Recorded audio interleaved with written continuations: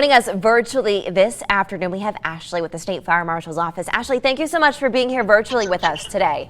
Thank you for having us and helping us share this message. Of course, you guys recently just put out a press release about these brush fires and some safety tips. So I know you've had reports of a lot of deaths from things like this. So what should people at home kind of be aware of and know? Sure. Let me first say that these deaths, they're unprecedented.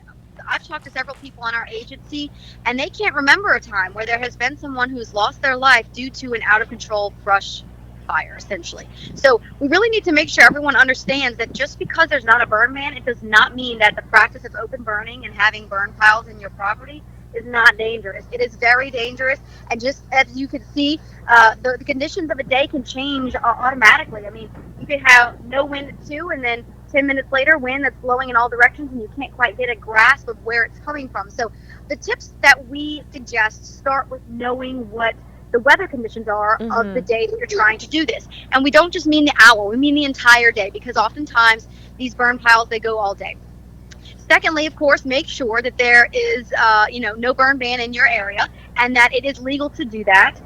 Once that is all cleared out and you're on a good day and as everything is not dry and the wind is good, when you're going to set up your location, make sure it's 75 feet away from any other property, yours or a neighbor's. And then when you have that location, make sure you put a 5-foot wet line around that burn pile. That will help in the event that wind does kick up and it takes any flames or embers and moves them outside of that pile, that you've got a good space to try to capture that's wet and it's not dry and it won't easily catch and then of course take off like many of these are doing.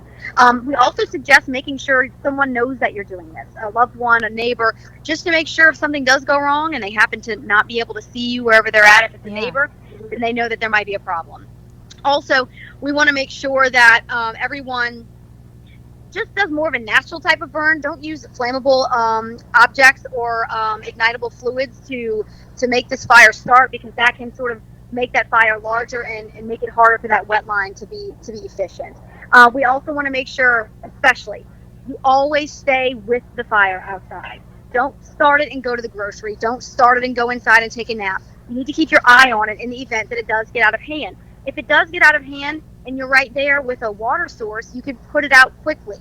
If it does get out of hand past the time that you're able to really get to it quickly, don't try. Just call 911, get out of the way, get to a safe place, because there were at least 2 instances of the 4 we were talking about in that press release that it appears that the individual went out of their way to try to stop that spread from going to the neighboring property and of course lost their life in the process. And we want to make sure people understand it's not the flames that's the problem, it's the smoke. The smoke will take away your oxygen and will make you pass out, and then you can't do anything about the fire. And unfortunately in these instances the fire ended up reaching the individual and they didn't have a chance.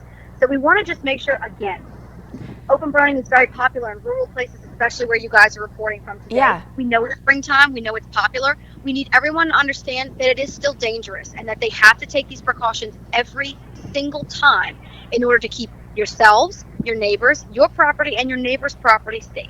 Well, Ashley, these are all wonderful tips. Thank you so much for coming on and sharing this with our viewers today.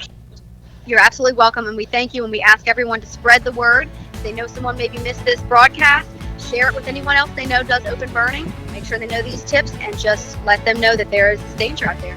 Absolutely. And Ashley, thank you so much. If you at home want to rewatch this, share this. This is going to be on our website, klaf.com.